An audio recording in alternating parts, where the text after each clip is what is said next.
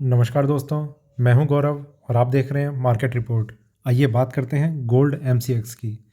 दोस्तों, अभी आपकी स्क्रीन के सामने गोल्ड एमसीएक्स का चार्ट है, जिसमें मैंने 5 मिनट के टाइम फ्रेम को लगाया हुआ है और इसमें जिस तरीके की मूवमेंट लास्ट ट्रेडिंग सेशन में रही और पिछले पूरे हफ्ते हमने जिस तरीके का एक ट्रेडिंग सिनेरियो देखा है गोल्ड में, उसे देखते हुए हम ये समझने की कोशिश करेंगे कि आने वाले टाइम में, आने वाले सेशन में वो कौन से प्राइस लेवल हैं जो इसमें सपोर्ट और रेजिस्टेंस का काम करेंगे और उन्हें देखते हुए हमारा आगे का क्या व्यू है। क्या हमें बाइंग करनी चाहिए, सेलिंग करनी चाहिए या थोड़ा सा वेट करना चाहिए किसी भी ट्रेड में एंटर करने से पहले।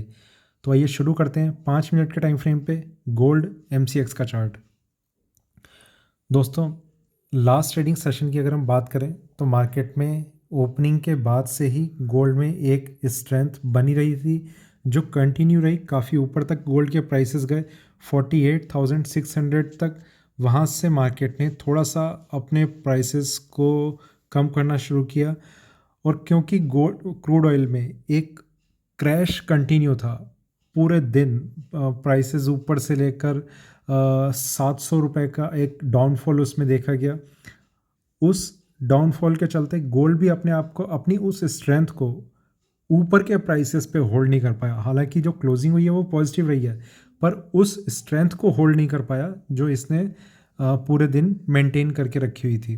प्राइसेस क्लोज होने से पहले एकदम से एक डिप लेते हैं और मार्केट में जो क्लोजिंग है वो इस पार्ट के लोएस्ट लेवल पे आके कहीं पर क्लोजिंग हो जाती है।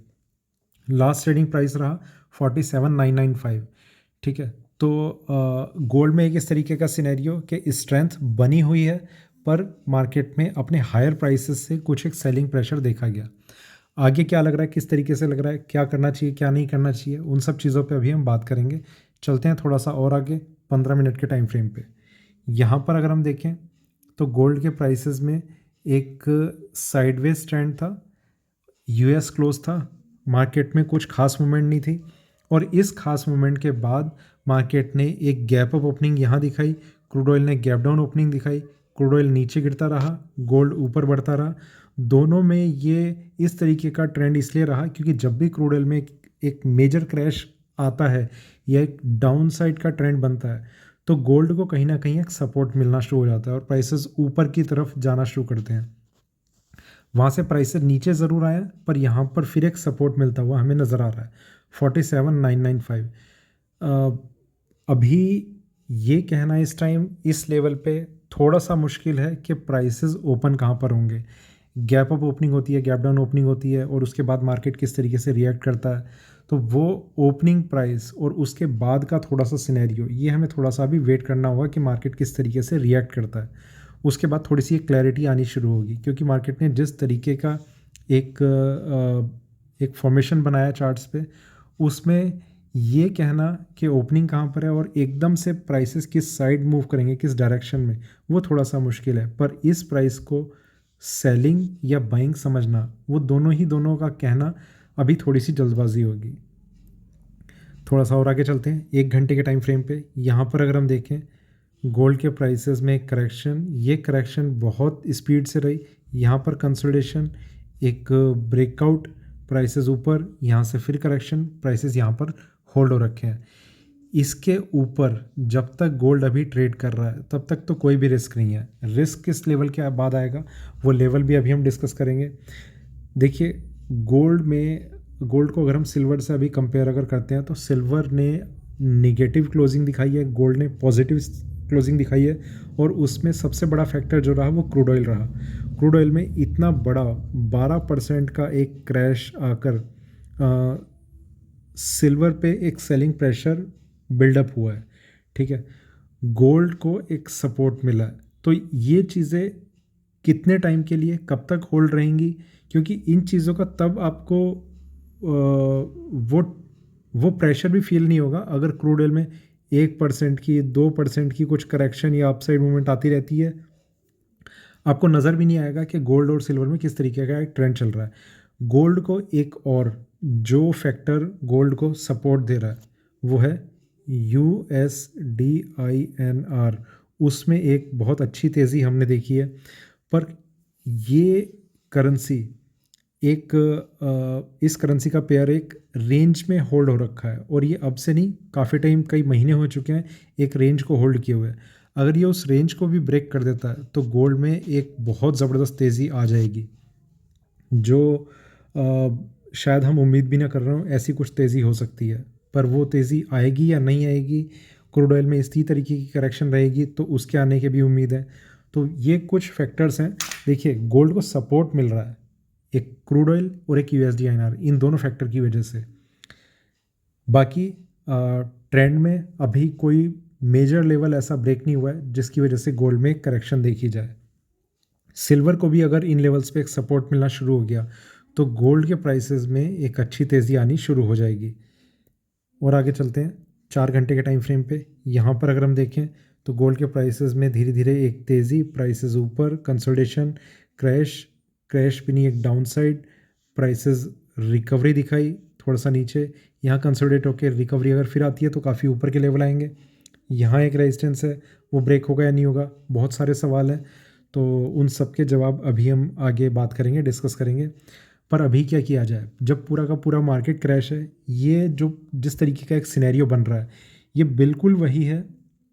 अगर आप ध्यान देंगे तो कोरोना के टाइम जिस तरीके का एक सिनेरियो बना हुआ था, क्रूड ऑयल तब क्रैश था, सिल्वर में क्रैश था, बेस मेटल में एक डाउनसाइड थी, इक्विटी में एक डाउनफॉल था। ये सारी की सारी चीज़ें नीचे थी। पर गोल्ड की अगर हम उस टाइम को देखें तो गोल्ड में थोड़ा सा एक एक करेक्शन आती, उससे ज़्यादा रिकवरी, थोड़ी सी करेक्शन, उससे ज़्यादा रिकवरी, इस तरीके का गोल्ड में ट्रेंड बना हुआ था। और अभी एक बार हम चार्ट पे भी देख के डिस्कस कर लेंगे उस चीज़ को। तो फिलहाल के लिए अगर इसी तरीके का एक ट्रेंड बना रहता है तो कहीं ना कहीं गोल्ड को एक सपोर्ट मिला रहेगा। और आगे चलते हैं डेली टाइम फ्रेम पे।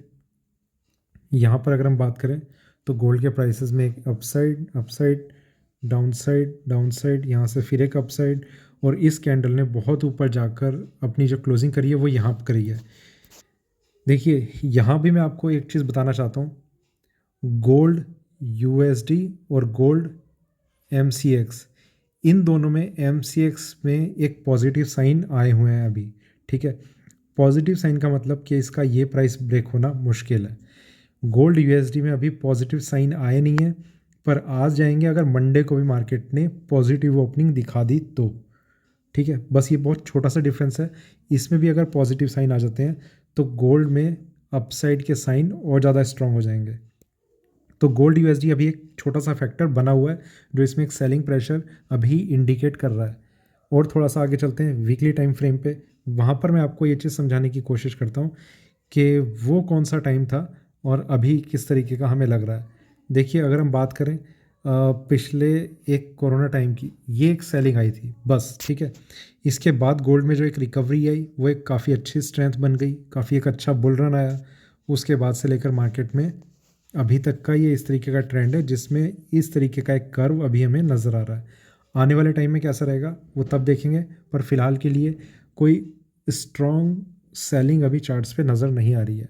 वापस चलते हैं 1 घंटे के टाइम फ्रेम पे। उन लेवल्स को अभी हम डिस्कस करते हैं जो हमारे लिए अब इम्पोर्टेंट हो सकते हैं।